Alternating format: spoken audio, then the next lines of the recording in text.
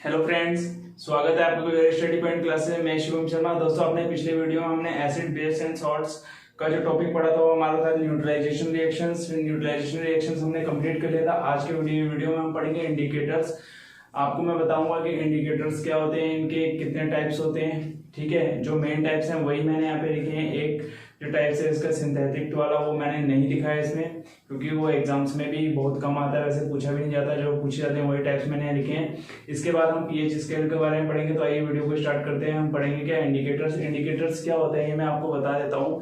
देखो, इंडिकेटर्स नाम से ही आपको पता चल रहा है, हम नॉर्मल लैंग्वेज में भी अपने यूज कर लेते हैं कि किसी तरह संकेत देना। ठीक है, संकेत देना यानी सूचना देना, सूचक यानी किसी चीज की जानकारी देने वाले हमारे क्या होते हैं, इंडिकेटर्स कहलाते हैं। जैसे कि पीछे डेफिनेशन में लिखा है, ये पढ़ के बता देता हूँ मैं आपको। देखो लिखा है यहाँ पे, हमारा इंडिकेटर्स का यूज कहाँ होगा वो आप समझेंगे। हालांकि इंडिकेटर्स का मतलब जो होता है आपको पता है, सूचना देना है, किसी चीज की जानकारी देना। इंडिकेटर्स यानी किसी तरफ इंडिकेट करना यानी सिग्नल दे देना कि हमें इस तरफ चलना है या इस तरफ चलना है। ठीक है, बट यहाँ पे जो इंडिकेटर्स का यूज है वो किस तरीके से किया गया है ये आप यहाँ पे देख लें। देखो यहाँ इंडिकेटर्स की जो डेफिनेशन मैंने लिखी है यहाँ पे, indicators are the substance that change their colour और ऑर्डर। ठीक है, when added into an acids और एन अल्कलाइन सॉल्यूशन। यानी कह रहा है इंडिकेटर्स क्या होते हैं, जो किसी भी सब्सटेंस के कलर को क्या करते हैं, चेंज कर देते हैं, या उसकी गंध जो होती है, स्मेल है, उसको भी क्या कर देते हैं, बदल देते हैं। कब? जब उन्हें क्या करा जाता है, या तो एसिड्स में डाला जाएगा या अल्कलाइन सॉल्यूशन में डाला जाएगा। या किसी एसिड्स या एल्कलाइन सॉल्यूशन की में किसी सब्सटेंस को अगर डाला जाता है तो उसकी स्मेल और उसके कलर में क्या आ जाएगा, चेंजेस आ जाएगा। इसी चीज की जो जानकारी देते हैं उन्हीं को हम क्या कहते हैं, इंडिकेटर्स कहते हैं। ठीक है, अगला क्या है, इंडिकेटर्स को हम अगर क्लासिफाइड करते हैं यानी उनको वर्गीकरण करेंगे यानी बांटेंगे, तो किन किन टाइप्स में बांटते हैं। पहला है हमारा नेचुरल इंडिकेटर्स। नेचुरल इंडिकेटर्स हमारे क्या होंगे, जो हमारे नेचर में पाए जाएंगे। ठीक है, ऐसे इंडिकेटर्स जो नेचर में ऑलरेडी मौजूद हैं और जो किसकी हेल्प से मिलते हैं हमें, प्लांट्स वगैरह की। जो कहाँ मिलेंगे, प्लांट्स वगैरह से। जैसे हवा चलती है, ठीक है, स्मेल आएगी, हवा के कारण क्या होता है, किसी भी चीज की अगर स्मेल हमारे नाक तक पहुंच रही है यानी गंध अगर हमें आ रही है, तो हम कह सकते हैं कि हाँ यहाँ से वो स्मेल आ रही है। तो वो किसके जरिए, प्लांट्स के जरिए आती है।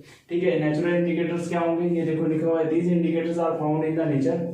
यानी कि हमें कहाँ मिलते हैं, वो नेचर से खोजे जाते हैं। किसके कारण, इन द प्लांट्स यानी प्लांट्स में। ठीक है, अगला आपका क्या, ऑल्फैक्टरी इंडिकेटर। ऑल्फैक्टरी इंडिकेटर्स को आप देखेंगे, दो substance whose order change in acidic and basic medium are called olfactory medium. यानी ऐसे सब्सटेंस जिनके कारण क्या होगा, एसिडिक मीडियम और बेसिक मीडियम जो होगा उनकी गंध में क्या आ जाएगा, चेंजेस आने लग जाएंगे, या उनके कलर क्या हो जाएंगे, अलग अलग हो जाएंगे।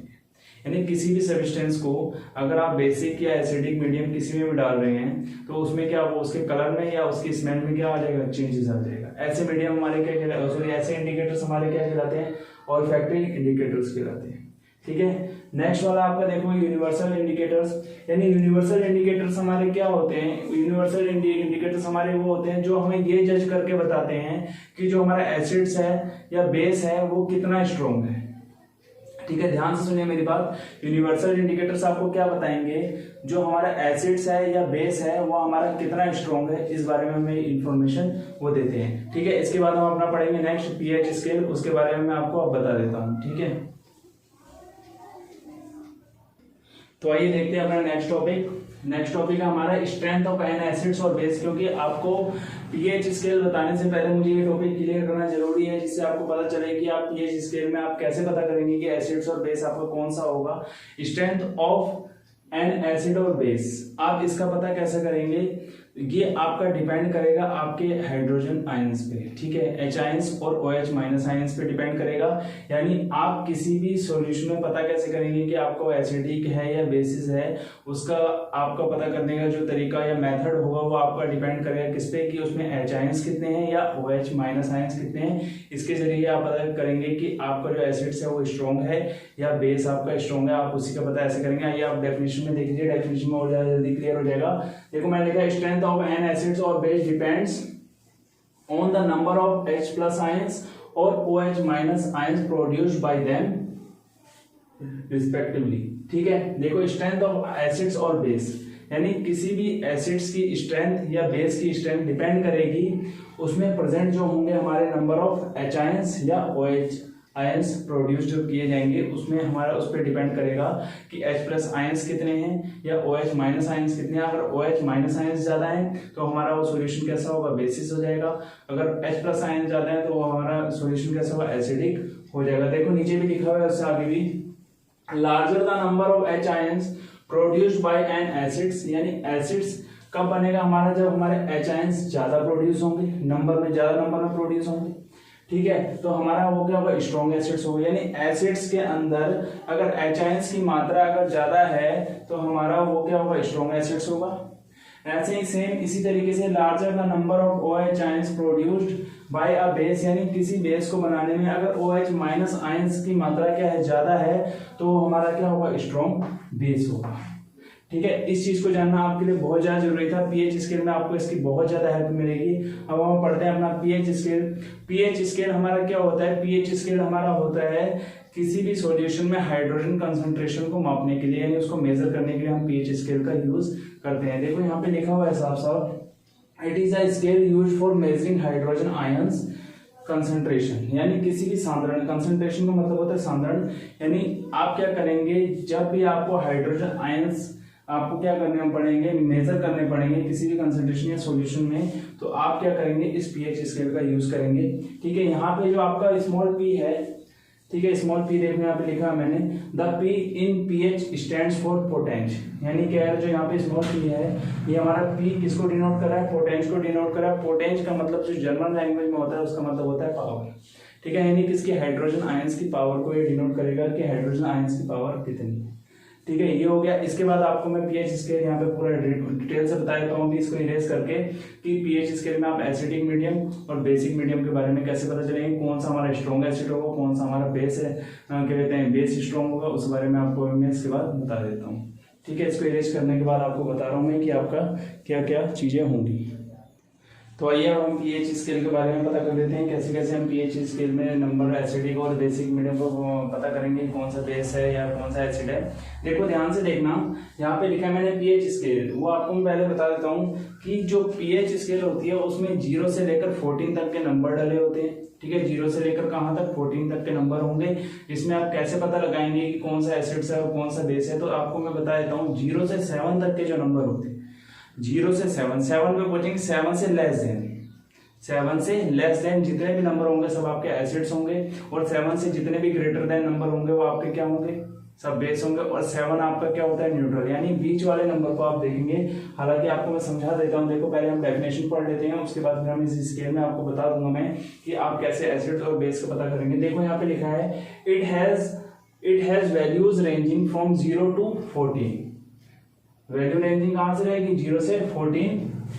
ठीक है, 0 से 14 तक की हमारी इसमें रेंजिंग रहेगी, किसमें, पीएच स्केल के अंदर। तो जिसमें 0 जो होगा वो हमारा वेरी एसिडिक होगा, यानी देखो 0 का होने का मतलब क्या है, 7 से पीछे जितना हमारा एच आयंस की मात्रा यानी बढ़ती जाएगी, जितने हमारे सॉल्यूशन है पीएच स्केल में अगर हम वैल्यू फाइंड कर रहे हैं, तो किसी भी सब्सटेंस की जब हम वैल्यू फाइंड करेंगे या किसी भी सॉल्यूशन में जब वैल्यू फाइंड करेंगे, अगर उसकी वैल्यू 7 से लेस देन आती है, यानी 7 से छोटी आती है, 7 से नीचे की तरफ, तो हमारा सॉल्यूशन कैसा दिखाई देगा, एसिड्स दिखाई, उसमें एसिड्स की मात्रा जाती है, एसिडिक सॉल्यूशन होगा वो, यानी मीडियम एसिडिक होगा। और उसके बाद आर 2 14 वेरी बेसिक्स, यानी 7 से ग्रेटर देन, 7 से इंक्रीज होते हुए चलेंगे, यानी 7 से ऐसे बढ़ते हुए इस तरफ चलेंगे, तो हमारा क्या होगा, वो सॉल्यूशन हमारा क्या होगा, बेसिक होगा। और अगर हम 7 पे ही आगे रुक जाते हैं, किसी भी हमारे सॉल्यूशन की वैल्यू अगर 7 आ जाती है, तो हमारा सॉल्यूशन कैसा होगा, न्यूट्रल होगा, यानी उस पर ना एसिड होगा ना बेस होगा। तो आइए पता देखते हैं इसे। देखो आगे पढ़ते हैं, pH is a number which indicates the acidic और basic nature of a solution, यानी pH हमारा वो नंबर होता है जो हमें इंडिकेट करके बताता है जो हमारा सॉल्यूशन है वो कैसा है, एसिडिक है या बेसिक है, किसमें, नेचर में, यानी उस सॉल्यूशन का नेचर कैसा है, एसिडिक है या बेसिक है, वो हमें किसके जरिए पता चलता है, इन्हीं नंबरों के जरिए, यानी पीएच स्केल पे जो हमारे नंबर डले होते हैं उन्हीं के जरिए हमें पता चलता है कि जो हमारा सॉल्यूशन है वो हमारा एसिडिक है या बेसिक है। तो अब आइए यहाँ पे देख लेते हैं। देखो 7 से लेस देन, यानी इशारा किस तरफ जाएगा, इस तरफ। ठीक है, यहाँ पे आप लिखेंगे एसिडिक इंक्रीजिंग, यानी जो आपका जो सॉल्यूशन होगा वो एसिडिक इंक्रीज करेगा, यानी एसिड की मात्रा जब आप 7 से नीचे की तरफ यानी इस तरफ बढ़ेंगे, मान लीजिए यहाँ पे 6 है, यहाँ पे 5 है, यहाँ पे 4 है, यहाँ पे 3 आ गए, यहाँ 2 आ गए, यहाँ पे 1 आ गया और लास्ट में ये 0। यानी आप अगर इस तरफ बढ़ते जा रहे हैं यानी 7 से पीछे की तरफ 6.9 6.8 ऐसे करके पीछे की तरफ आ रहे हैं, तो आप कहेंगे कि आपका जो सॉल्यूशन है वो कैसा है, एसिडिक है। इस तरीके से अब अगर आप इस तरफ बढ़ेंगे यानी इस तरफ आप बढ़ेंगे यानी बेसिक इंक्रीजिंग, यानी इस तरफ बढ़ने पे आपका क्या हो, बेस इंक्रीज होंगे। और यहाँ पे क्या हो जाएगा, बेसिक इंक्रीजिंग हो रहा है यानी बेस आपके बढ़ रहे हैं। बढ़ कैसे रहे हैं, यानी आप 7 पे तो है नहीं, 7 से आगे चले जा रहे हैं, 7 से आगे यानी 8 9 10 11 12 13 और लास्ट में आपको 14। यानी इसी तरीके से आप आगे की तरफ 7 से आगे की तरफ बढ़ते हो जाएंगे। तो 7 से आगे की तरफ आप जब बढ़ेंगे तो आपका नेचर कैसा दिखाई देगा, बेसिक दिखाई देगा। सॉल्यूशन का नेचर आपको कैसा दिखाई देगा, बेसिक दिखाई देगा। और यहीं पे अगर आप बिल्कुल एग्जैक्ट 7 पे रुक जाते हैं तो आपका यहाँ पे हो जाता है न्यूट्रल। आपका कैसा हो जाएगा, न्यूट्रल। यानी ना तो आपका ये सॉल्यूशन एसिडिक होगा ना ही आपका बेसिक होगा, ठीक है, ना ही आपका सॉल्यूशन एसिडिक होगा ना ही आपका क्या होगा, बेसिक होगा, ठीक है। तो आपका सॉल्यूशन अगर 7 पे एग्जैक्ट वैल्यू किसी भी सॉल्यूशन की 7 आ जाती है तो आप क्या कहेंगे, वो सॉल्यूशन आपका कैसा है, न्यूट्रल है। अगर 7 से लेस देन आती है तो आप कहेंगे हमारा सॉल्यूशन एसिडिक है। अगर 7 से ग्रेटर देन आती है तो आपका सॉल्यूशन कैसा होगा, बेसिक होगा। आइए मैं लिख देता हूँ यहाँ पे, आपको दिक्कत में नहीं होगी। If pH greater than 7, pH जो ग्रेटर देन 7 है वो हमारा क्या हो जाएगा, बेसिक हो जाएगा, ठीक है। सेकंड आप देखेंगे pH स्मॉलर देन 7, यानी 7 से क्या है, छोटे हैं, तो आपका क्या हो जाएगा, एसिड हो जाएगा। pH की जो वैल्यू है 7 से छोटी है यानी 7 उनसे बड़ा है तो आपका जो क्या है वो एसिड हो जाएगा। और यहीं पे आप देखेंगे pH अगर आपका इक्वल आ रहा है किसके, 7 के, तो आपका यहीं पे हो जाएगा ये न्यूट्रल, यानी इस पे कोई भी आपका एसिड और बेसिक नहीं होगा। तो ये था आपका pH स्केल। इसलिए आपको पता चल गया होगा एसिड क्या होते हैं, जिनमें H आयंस की मात्रा क्या होगी, ज्यादा, यानी H आयंस आपके क्या होंगे, ज्यादा मात्रा में होंगे, यानी नंबर उनके ज्यादा होंगे, वो आपके एसिडिक होंगे। जिनमें आपके OH आयंस ज्यादा होंगे वो आपके बेसिक होंगे। आप इस स्केल में कैसे पता चलेंगे कौन सा एसिड है कौन सा बेस है, जिसमें आपके 7 से लेस देन नंबर होंगे, यानी 7 जो आपका बड़ा होगा किससे, pH स्केल में 7 से छोटे नंबर जिस तरफ होंगे वो आपका एसिडिक होगा, 7 से ज्यादा नंबर जिस तरफ होंगे वो आपका क्या होगा, बेस तरफ। आप कोई भी सॉल्यूशन की अगर pH स्केल मेजरिंग कर रहे हैं, हाइड्रोजन आयंस कंसंट्रेशन का आपको पता कर रहे हैं, उसमें अगर हाइड्रोजन आयंस की मात्रा अगर 7 से ज्यादा आ जाती है यानी OH आयंस की तरफ जाएंगे आप, 7 से ज्यादा जाएंगे तो आपको नेचर कैसे दिखाएगा, बेसिक दिखाएगा। 7 से लेस देन पे आएंगे तो आपको एसिडिक दिखाएगा, ठीक है। यही था आपका pH स्केल। अपने नेक्स्ट वीडियो में अपना नेक्स्ट टॉपिक पढ़ेंगे, ठीक है। उसमें आपको और चीजें भी अच्छी तरीके से बताई जाएंगी। उसमें आपको मैं ये भी बता दूंगा कि किस चीज में कौन सा एसिड्स होता है, ठीक है। इस चीज के बारे में हम आपको टॉपिक्स में बताएंगे। दोस्तों अगर वीडियो अच्छा लगा हो तो चैनल को सब्सक्राइब करें, बेल आइकन को प्रेस करें। मिलते हैं अपने नेक्स्ट वीडियो के साथ। Thank you.